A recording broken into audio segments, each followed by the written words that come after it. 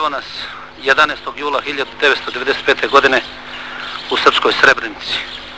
Uoči još jednog velikog praznika srpskoga poklanjamo srpskom narodu ovaj grad. Jedan put došao je trenutak da se posle pune protiv Danija tu ćemo osvetimo na ovom prostoru. I'm still curious to know which beach you were at. I really don't know. I need a little bit more than what you're giving me now so I can get some treatment to your man. I really don't know. We landed in a boat. I don't have a clue where it was. What time did you come in? Just after the evening, I think it was. Yeah, it was Had you been in the boat during daylight?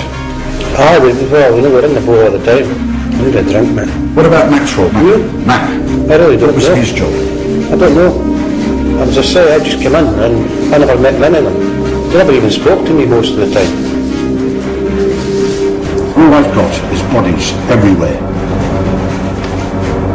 From you and your team. Doesn't mean my answer. I'm telling you the truth, man. I know that you're lying to me. I can't tell you what I know, and I really don't know a lot. You aren't lying to me. You're the man that pulled the trigger that assassinated one of our top-ranking officers. I can hardly shoot a gun, mate. I've only shot a gun. You had trouble shooting a gun?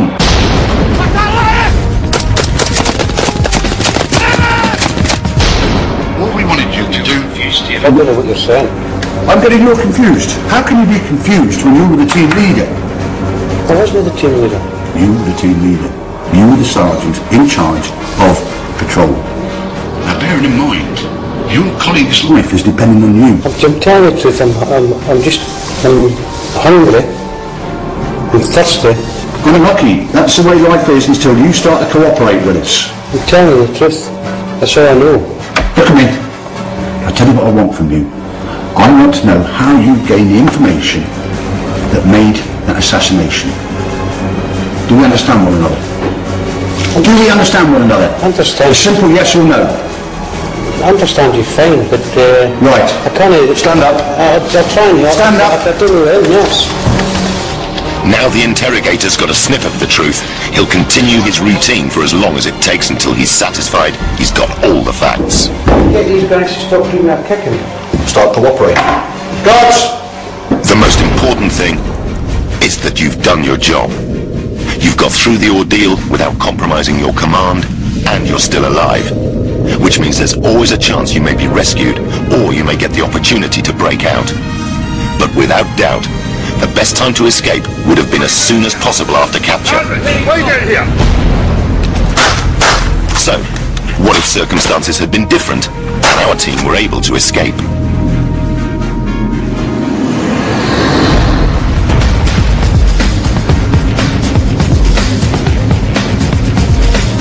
Let's rerun the action at the moment of capture with a few small changes to swing the odds. We're back at the beach, where Eddie has radioed the helicopter to make the pickup. Hotel 1, this is Charlie 19. How'd you copy, over? This time, it's the local militia, not professional soldiers, who are after them. Pete, instead of keeping sentry, has decided to break out the rations. This is strictly against SOP, standard operational procedure. But don't forget, it's been a long, hard mission. Besides, it's the only way that this lot would ever get the drop on the SAS.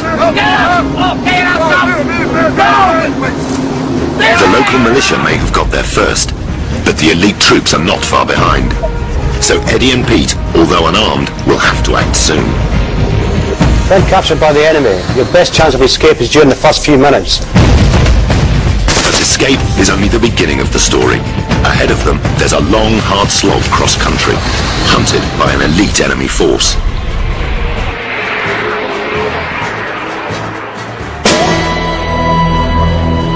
The further a prisoner of war is moved from the point of capture, the less chance they have of successfully escaping. Over the Second World War, 130 Allied servicemen tried to break out of the notorious Colditz Castle. Less than a quarter ever got clean away from the prison. In an age of global positioning and heat imaging, the places where an escapee can hide are fast running out. Escape is best tried sooner rather than later. Or better still, don't get caught at all. For an SAS soldier caught behind enemy lines, the chances are he'll be dead before he ever gets to a POW camp. What are you doing here? Hey, stop! Turn around! For them, What are you doing here? anything is better than being taken prisoner. Taking a weapon from someone is extremely dangerous, even for a highly skilled soldier. This is most definitely a last resort combat survival technique for the SAS only. Disarm a man is relatively simple, but first of all, you've got to have the balls to do it. The first thing you do is deflect the weapon away from your body. You then withdraw the weapon from him. You've got control of the weapon. With the rifle is exactly the same as with a pistol. You've got to move the rifle away from the danger area, your body. Grab it, knock him down, take control of the weapon. But in our scenario, they have only a fraction of a second to make their move.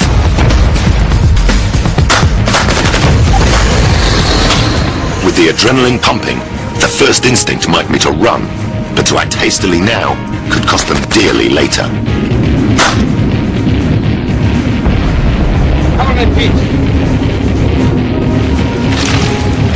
Your mind is buzzing at this stage. You've just taken out 4 enemy. I'm going to search the bodies quickly.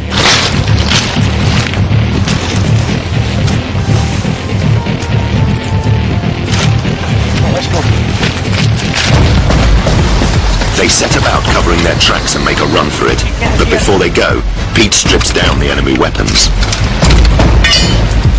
We're going to leave the bodies of the weapon in one position, and then take the working parts and dump them further along the trail, to prevent them falling back into enemy hands.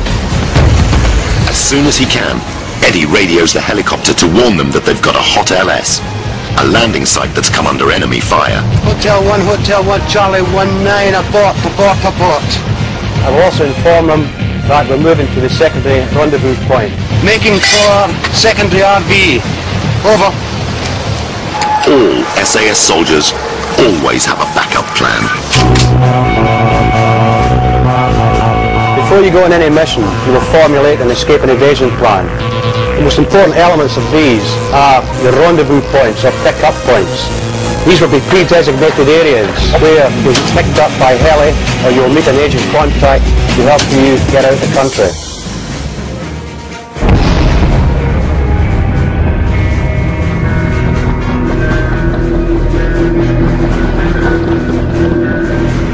Major Phil Ashby knows exactly what it feels like to face an enemy who torture and murder their prisoners.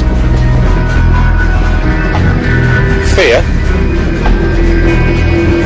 Literally the sort of fear that makes your bowels twitch. When the UN compound he had been posted to was surrounded by rebels, Ashby and 3 other Western officers decided to escape. The nearest safe haven was 3 days forced march away through tropical jungle. They were unarmed. We didn't feel that we were masters of our own destiny, and even if by doing something positive that was going to lead us to perhaps our death, then it felt better to be doing something positive than just simply to be sitting around waiting for the end to happen. On the 5th day of the siege, under cover of dark, they scaled the compound walls, made their way through rebel cordons, and headed out into the bush. Although it was very tempting to go towards where the villages were, or through fields or onto paths, we knew that if we did that we were likely to bump into the locals. Bizarrely, what we had to do was always look for the thickest bit of jungle and go through that. And I found the best technique was just to rip through the foliage with my hands. And I had this feeling that every step I took was one step away from the worst of the danger. And so that was enough to keep me going. As part of the peacekeeping mission, Ashby carried little in the way of combat gear. However, as a Royal Marine trained in escape and evasion, he knew they'd need some kit. Okay, so some of the gear we had with us at the time, the litre water bottle each. This particular one was quite useful because you could see the creepy crawlies. The shortwave radio, I'd actually tuned it to some of the military frequencies, as well as hiding small amounts of money in the wallet. The real money that I had with me, with a piece of string attached to pull out when I needed to, with $1,000 in. I'm sure with a bit of imagination you can work out exactly where that was hidden.